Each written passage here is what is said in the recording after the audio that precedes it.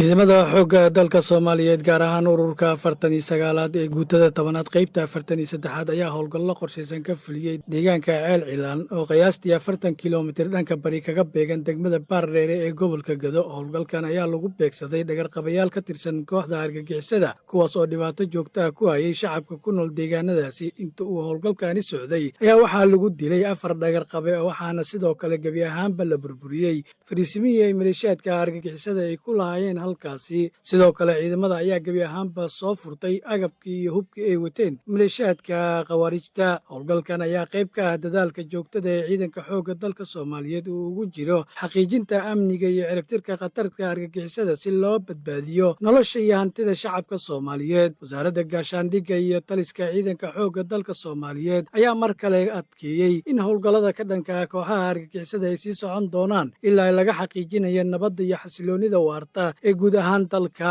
Kaaliyaha ururka 49aad ee guutada 10aad qaybta 43aad laba xidigle Maxamed Cabdullaahi Xirsi ayaa faahfaahin ka bixiyay howlgallada ay maanta fuliyeen ciidamada geesiyaasha ee ka dhacay deegaano hoos yimaada degmada Baardheere. Bismillaahi raxmaani raxiim, alxamdulilaahi rabbil caalamiin, wasalaatu wasalaamu calaa rasuulillahi sallallahu alayhi wasallam. Saaka howlgal qorsheysan oo xalay aan magaalada mataqaanaa Baardheere degan oo ka fuliyay 40 kiiloomitir meel u jirta magaalada yarna xogaa faahfaahin ka bixin sidoo qabsamay ururka 49aad ee fadhiisa degmada Baardheere saxaro howlgal ka fuliyay magaalada 40 kiiloomitir meel u jirta masaafaan oo la yiraahdo Ceel Cilaan. ciidantan waxa weeyaan dagaal nimankan weliga maanta la jirnay doonaan isku daynay ma jirto laakiin dacwadooda qarax ka soo qaadaan oo dadka shacabka ay ku dhibaateeyaan bay ciidantan mataqaanaa waxa weeye eedeen oo magaalada mataqaanaa iyo xaafadaha meel kamid ah mataqaanaa ilaa ay si dhumaray ka soo galaan bay mataqaanaa sameynayeen meel marka bar furan ay deganaayeen oo shacabka Soomaaliyeed ka dhibaateynayeen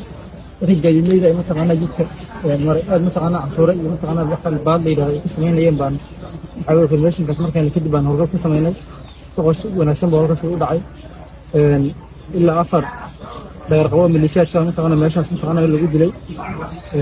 wixii wataan hub ahaan sidoo kale mataqaanaa ciidamada gacanta ku dhigeen annaguna wax dib u hoona gaar haway raatay ma jirto si dad qabtaan mataqaanaa waxa ku qabsoomay waan ka soo guuleysanay dhibaatooyin baa gaartay. waxaan u sheegaynaa marka kuwa nafla caariga oo shacabka inay dhibaateeyaan mataqaanaa oo guntiga inay meelo u geliyaan iyo bamba iyo gacanta ku soo qaadaan ay ku dhibaateeyaan mataqaanaa qorshaystay in aysan mataqaanaa u suurtagelin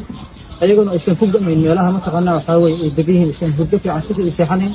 har fiican aysan harsanayn. ciidanka xoogga dalka Soomaaliyeed iyo ciidamada qalabka guud ahaan waxay u taageen cadawga ciribtirka cadawga insha Allah howlgalka wuu sii socon doonaa. meelaha aan tagnay xalan howlgal iyo meelo ka shaqeysan oo gaari doona haddii Ilaahay waxaanu guul ku soo ilaalay waxa weeye khasaare naga soo gaaray anaga dhankana ma jiro ayagan ilaa afar dhagar-qabo maleeshiyaadka waxa weeye ku dhintay meeshaan ku dilnay hubkoodii mataqaanaa waxay wateen sanadoodii iyo waxoodina ka soo furnay insha Allah howlgalkan wuu sii socon doonaa. Soomaaliya waxaan leeyahay guul shacabka Soomaaliyeed sinada qabtay mataqaanaa haddii miisan magaalada jaamacadda u saxan doonaan insha Allah taala haddii Alle